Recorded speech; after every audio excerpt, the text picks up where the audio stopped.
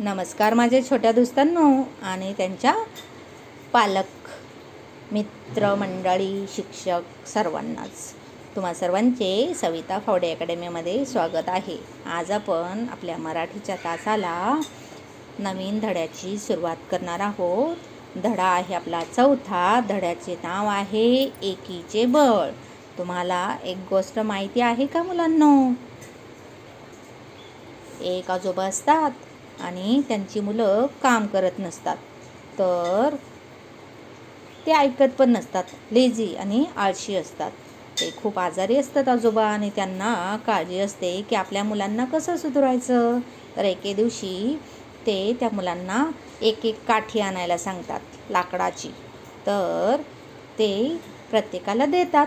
तर प्रत्येकजण ती काठी सहज तोडतो, त्यांना ती काठी तोडायला ते सांगतात। पण नंतर काय करतात, पुन्हा काठ्या आणायला सांगतात आणि त्यांचा गठ्ठा बांधतात, त्या एकत्र बांधतात आणि मग एकेकाला देतात। तर ती त्यांना तोडता येत नाही। म्हणजेच एकत्र बांधलेल्या काठीचा गठ्ठा, लाकडाचा गठ्ठा कोणालाही तोडता येत नाहीत। म्हणजेच आजोबा त्यांना समजावून सांगतात की तुम्ही असे एकटे एकटे राहिलात तर पटकन मोडून पडाल, म्हणजे तुम्हाला कुणीही फसवू शकतं आणि एकटं राहिला तर तुमच्याच्याने काही देखील काम पटकन होणार नाही। म्हणून एकत्र राहिला तर एकीचे बळ, म्हणजेच हा जो गठ्ठा आपण एकत्र केला लाकडाच्या काठीचा, तो तुम्ही तोडू शकता का? नाही। म्हणून एकत्र राहिला तुम्ही तेवढे स्ट्रॉंग होणार। अशा पद्धतीने आपली ती स्टोरी तुम्हाला माहिती तर नसेल माहिती तर तुम्ही तुमच्या पेरेंट्सकडून, पालकांकडून ती समजून घ्यायची आहे आणि मला कमेंटमध्ये सांगायचं आहे। तर चला, आजचा धडा आपला जो चौथा आहे त्याचे नाव देखील आहे एकीचे बळ। तर मुलांनो, आज आपण हा धडा पहिल्यांदा मोठ्याने वाचूया। तुम्ही सर्वांनी लक्ष देऊन बोट ठेवून व्यवस्थित पाहायचं आहे, म्हणजे तुम्हाला कुठल्या शब्दाचा कसा उच्चार करायचा आहे ते समजेल आणि त्याच्यानंतर आपण धडा व्यवस्थित समजून घेऊयात। तर चला, एक लहानसे गाव होते। त्या गावाजवळच एक घनदाट अरण्य होते। तिथे वेगवेगळे पक्षी आनंदाने राहत असत। ते थव्याथव्याने उडत असत। एकदा ते दाणे टिपण्यासाठी निघाले। त्यांना एका ठिकाणी भरपूर दाणे दिसले। दाणे टिपण्यासाठी पक्ष्यांचा थवा खाली उतरला। ते दाणे एका पारध्याने जाळ्यावर टाकले होते। बाजूलाच झाडाजवळ पारधी उभा होता। त्याने पक्ष्यांना दाणे खाताना पाहिले। त्याला फार आनंद झाला। पक्ष्यांनी दाणे टिपून झाल्यानंतर उडण्याचा प्रयत्न केला, पण त्यांना उडता येईना, कारण ते जाळ्यात अडकले होते। मग त्यांनी एक युक्ती केली। ते सगळे मिळून जाळ्यासह उडाले। ते पाहून पारध्याला खूप आश्चर्य वाटले। एकटा पक्षी जाळे घेऊन उडू शकला नसता, परंतु सगळ्या पक्ष्यांनी मिळून प्रयत्न केल्यामुळे ते उडू शकले।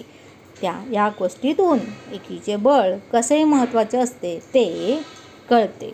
तर मुलांनो, अशा पद्धतीने तुम्ही सरावाने छान छान हा धडा वाचू शकता। तर मुलांनो, या धड्यामध्ये काही अवघड शब्द आहेत, तर ते आपण धडा त्याच्यामध्ये काय दिलेलं आहे ते बघता पाहूयात। तर एक लहान गाव होते। त्या गावाजवळ एक अरण्य, म्हणजे एक फॉरेस्ट, माहिती तुम्हाला? घनदाट अरण्य म्हणजेच खूप सारी झाडं तिथे होती। फॉरेस्ट, जंगल, तिथे वेगवेगळे पक्षी आनंदाने राहतात। आता जिथे झाड आहेत तिथे पक्षी असतात, तर येथे देखील या जंगलामध्ये, अरण्यामध्ये देखील वेगवेगळे पक्षी राहायचे। आणि ते कसे राहायचे? थव्याथव्याने। थवा म्हणजे ग्रुप, म्हणजे एकत्र राहायचे। एकदा ते दाणे टिपण्यासाठी निघाले। त्यांना एका ठिकाणी भरपूर दाणे दिसले आणि दाणे टिपण्यासाठी ते पक्षी, म्हणजे दाणे खाण्यासाठी ते पक्षी, त्या पक्ष्यांचा जो ग्रुप होता, पक्ष्यांचा जो ग्रुप असतो त्याला थवा बोलतात। तर तो पक्ष्यांचा थवा खाली उतरला. त्यांना खूप दाणे दिसले ना, त्यांना लागली होती भूक आणि म्हणून त्यांना दाणे दिसलेत म्हणून ते खायला खाली उतरले. तर हे दाणे कोणी टाकले होते? तर एका पारध्याने. पारधी म्हणजे जो शिकार करतो पक्ष्यांची, त्याला बोलतात पारधी. तर त्या पारध्याने ते जाळ्यावरती दाणे टाकले होते आणि वरून काही या पक्ष्यांना ते जाळे दिसले नाही. त्यांना फक्त दिसले दाणे, कारण त्यांना लागली होती भूक.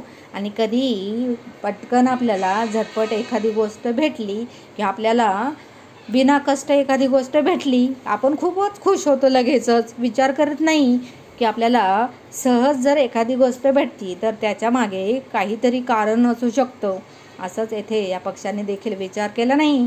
त्यांना लागली होती भूक आणि दाणे दिसले म्हणून खुश होऊन ते खाली उतरले दाणे खाण्यासाठी. पण हे दाणे एका शिकाऱ्याने जाळ्यावरती टाकले होते पक्ष्यांना पकडण्यासाठी. आणि शिकाऱ्याच्या म्हणण्यानुसार शिकाऱ्याने जसा विचार केला होता तसेच हे पक्षी दाणे बघून खाली उतरले दाणे खाण्यासाठी.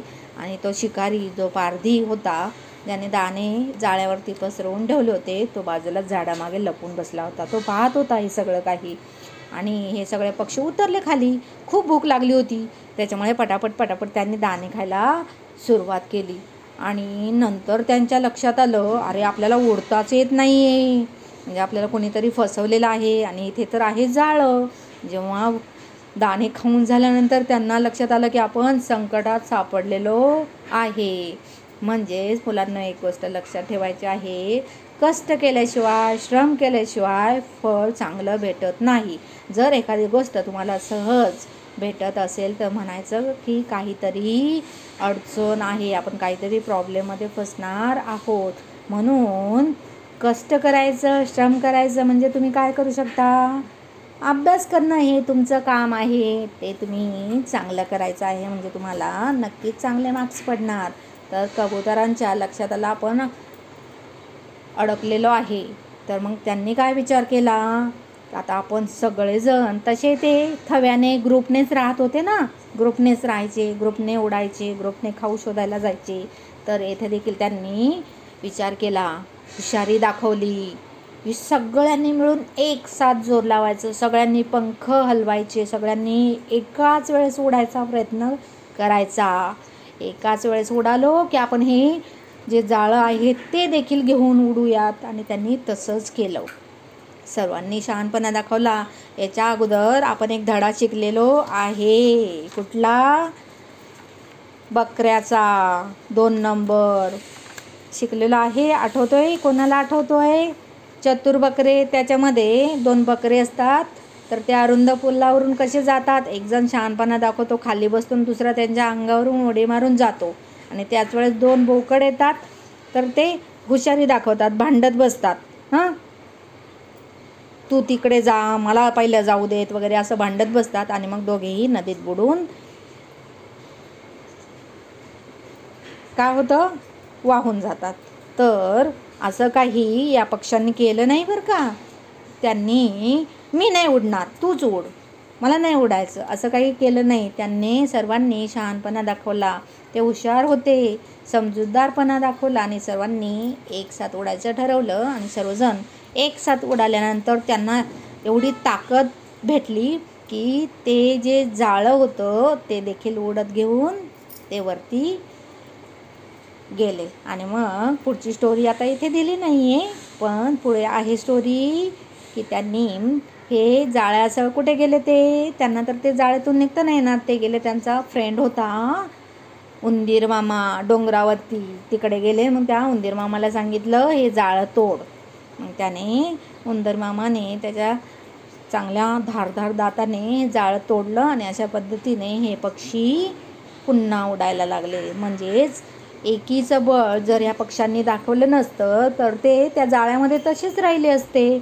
एकत्र उडाले, एकाच वेळेस उडाले, एकीचे बळ त्यांनी दाखवले म्हणून ते संकटातून बाहेर पडले. अशा पद्धतीने तुम्ही देखील तुमचे जे फ्रेंड्स आहेत त्यांच्याबरोबर भांडायचं नाही, एकत्र राहायचं.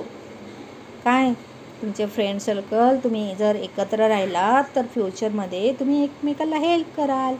घरामध्ये देखील तुमचे भाऊ बहीण मम्मी पप्पा सगळे नातेवाईक असतील एकत्र राहिलात, कुणी भांडण केलं नाही, तर आपल्याला छान छान आपलं लाईफ घडवता येतं आणि थोडक्यात आपला देश देखील, आपण देशाची देखील प्रगती करू शकतो एकत्र राहिलो तर. म्हणजेच या धड्यातून एकीचे बळ